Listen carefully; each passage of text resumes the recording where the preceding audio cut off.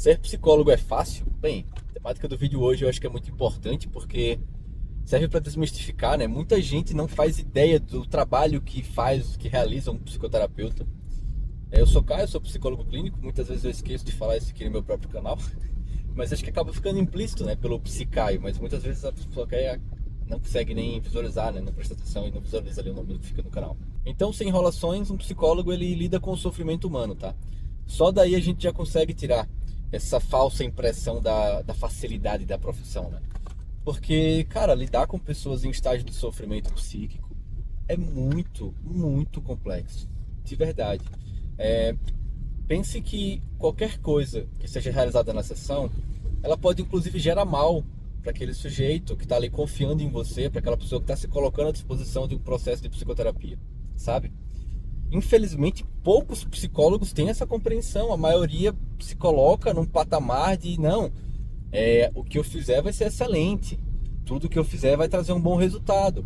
Mas na verdade não, é preciso ter essa humildade, né? A nossa profissão ela exige ali um grau de comprometimento muito grande que eu vejo muitas pessoas acabam não tendo, tá? Eu acho que inclusive esse é outro ótimo argumento para explicar o porquê fazer isso não é fácil. Se você não está em um bom dia, as suas chances de trabalhar bem, elas diminuem, né? A depender de cada pessoa, cada um tem um manejo específico. Inclusive tem algumas sessões que acabam fazendo bem também para o psicoterapeuta, né? Mas o que eu estou falando para vocês de modo geral o nosso trabalho depende principalmente do nosso estado emocional. Porque se nós não estivermos bem, talvez a gente possa piorar o nosso paciente, tá? Sendo bem sincero nas palavras, no desfecho que aquilo vai acontecer.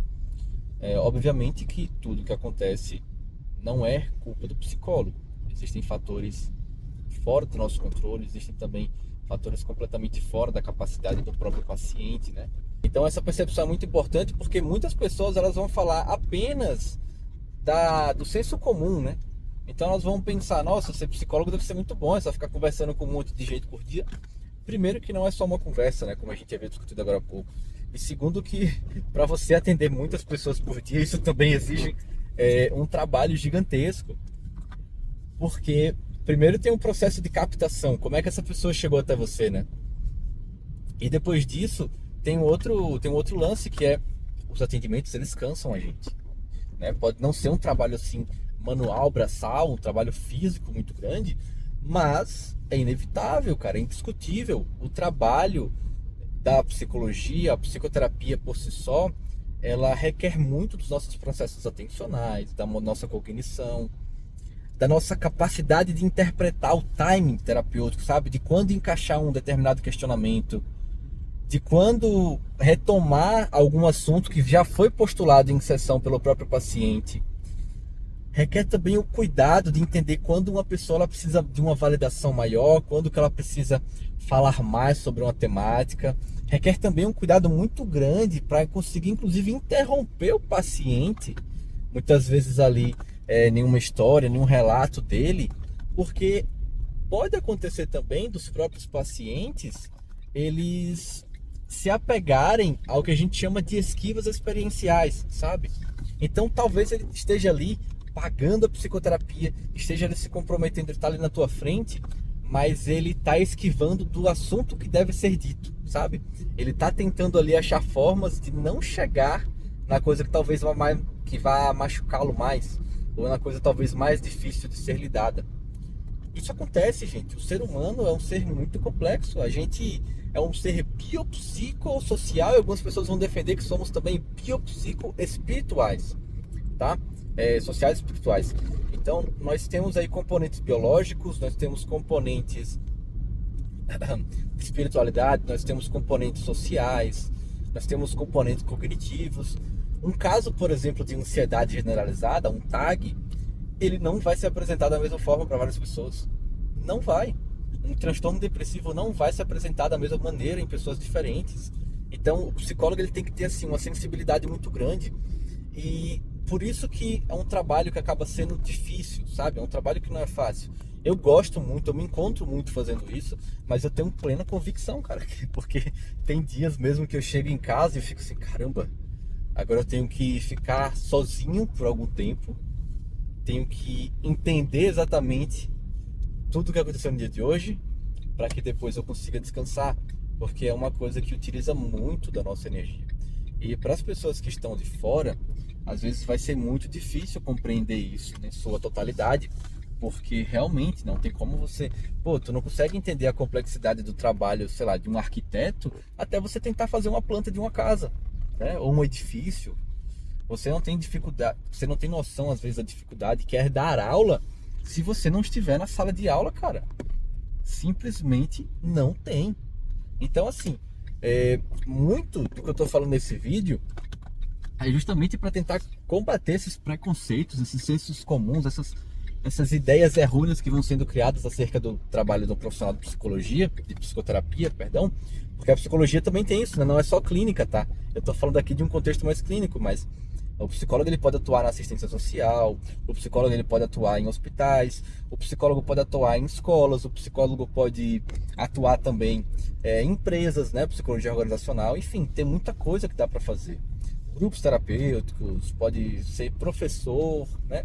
Então, existem diversas possibilidades para um psicólogo. Só que, inclusive, isso também é difícil, tá? No meu caso, eu me encontrei muito na clínica e, assim, todo o ambiente que eu pus o pé um pouquinho, eu gostei, eu me identifiquei. Então, eu tenho algumas outras atuações também, né? Não é apenas na clínica a minha experiência enquanto profissional de psicologia. E eu tenho...